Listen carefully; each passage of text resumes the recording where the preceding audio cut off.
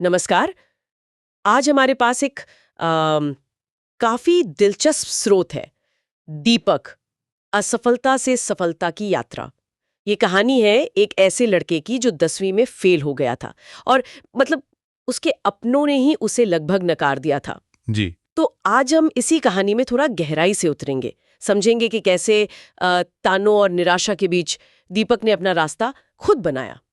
कहानी की शुरुआत, जैसा स्रोत बताता है, 10वीं के रिजल्ट से होती है। फेल। हम्म। और फिर रिश्तेदार, मोहल्ले वाले सब मजाक उड़ा रहे थे। और सबसे ज्यादा दुखद तो शायद वो था जब पिता ने कहा, अब कुछ नहीं कर सकता तू। सोचिए जरा। बहुत मुश्किल, बहुत ज्यादा। लेकिन यहीं पर कहानी एक मोड़ लेती है। स्रोत में एक लाइन है जो मुझे बहुत दमदार लगी, जो दीपक ने शायद खुद से कही होगी। अगर रास्ता नहीं है तो खुद का रास्ता बनाऊंगा।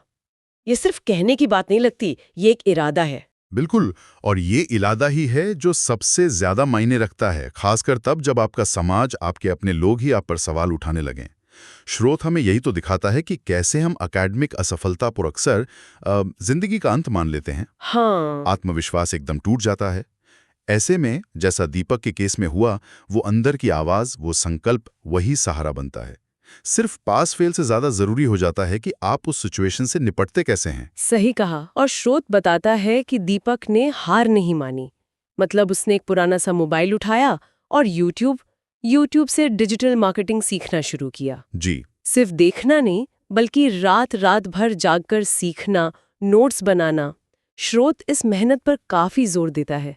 पर एक सवाल है मेरे मन में, क्या स्रोत ये बताता है कि ये सफर आसान था? मतलब सिर्फ यूट्यूब से सीखना, बिना किसी फॉर्मल ट्रेनिंग के। ये बहुत अहम सवाल है। देखिए, स्रोत का फोकस तो दीपक की सफलता पर है, लेकिन ये इशारा साफ है कि सफर बिल्कुल आसान नहीं था।